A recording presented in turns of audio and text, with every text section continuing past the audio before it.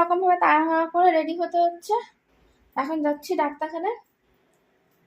আকাশের অবস্থাও ভালো না, আর আমরা জানি আর একটু পরে গেলে হবে, কিন্তু ফোন করে ওখান থেকে বললো যে এক্ষুনি আসতে।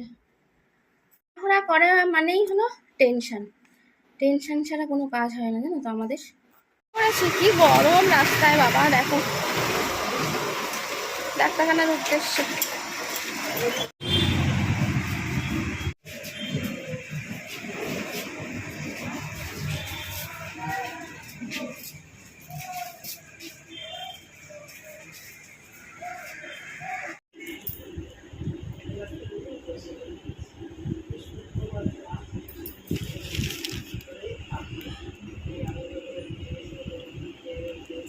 এই যে ওষুধপত্র নিয়ে এবার যাচ্ছি বাড়ির উদ্দেশ্যে।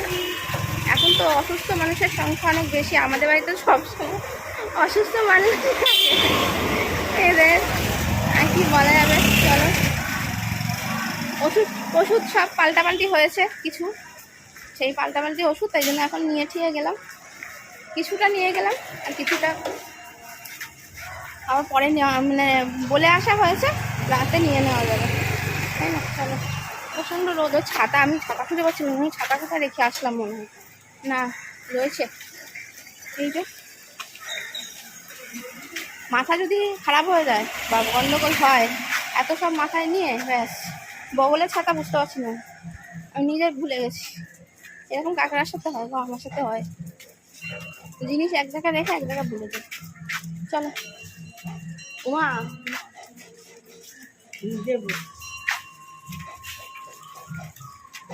ভুলে গেছো, এদিকে আসো না।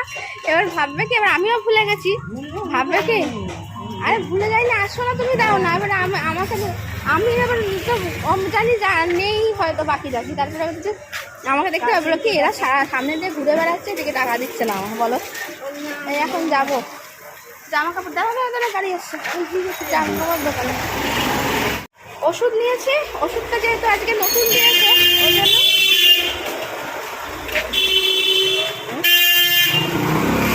ডাক্তারবাবুকে একেবারে দেখিয়ে নিলাম, তাহলে মন নিশ্চিন্ত, তাই না, যে ঠিকঠাক দিয়েছে কিনা। ডাক্তারবাবু একদম ঠিকঠাক আছে, চালাও বললো, খেয়ে দেখুক কেমন কি, যদি কোনো প্রবলেম না হয়। মেক করেছে, আমার স্নান হয়ে গেছে, মাথা ঘষেছি, এসে ডাক্তার দেখিয়ে এসে মাথা ঘষলাম।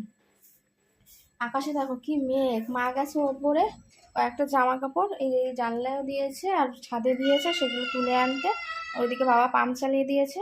এখন আমি দই খেলাম, এসে আর ভাত খাইনি, ভালো লাগছিল না। ভাত পেট ভরে খেয়ে গেলে না, একবার খেলে আমার আর মানে দুপুরবেলাটা একটুখানি মানে আমার একটু ভাই হয় খাওয়া নিয়ে, বুঝেছো, ওই জন্য খাওয়া মানে খাইনি। এখন এই দই খেলাম, পাম্প চলছে, তাই হলো। মায়ের দই রাখা রয়েছে, কখন খাবে আমি জানি না। তা ভিডিওটা এখানে এন্ড করে দিন, এখন একটু শোবো, বুঝেছো। তার মধ্যে যদি বৃষ্টি চলে আসে জানলা ফাল্লা বন্ধ করে একটু করে শোবো, নাহলে কে বন্ধ করতে উঠবে, তখন বুঝতে পারবো না। ঘরের মধ্যে ঘরের জানলা বন্ধ থাকবে, এইদিকে সব ভিজে টিজে একাকার হয়ে যাবে। আজকের ভিডিওটা এখানে এন্ড করে দিলাম। মাকে ওষুধ টষুধ পাল্টে দিয়েছে আবারও দেখার জন্য, মানে আগের ওষুধ খেয়ে একরকম দেখলো, এবার আবারও আজকে পাল্টালো, এরপরে কেমন থাকে না থাকে, বুঝেছো। চলো, এইসব তো চলতেই থাকে, বুঝতেই পারছো। বাড়িতে একটু মানে এই যাদের মানে মাঝবয়স্ক মানুষ যারা থাকে, তাদের এই বয়সের দিকে যখন মানে 40টা পার করে, তারপরেই সব অসুস্থ, মানে ওষুধ ছাড়া আর জীবন চলে না, ডাক্তার ছাড়া, মানে কি বলবো। তো যাই হোক, এগুলো তো করতেই হয়, চলতেই থাকবে আমাদের জীবনে। আস্তে আস্তে আমাদেরও সেই দিনগুলো আসবে। চলো টাটা, বাই বাই।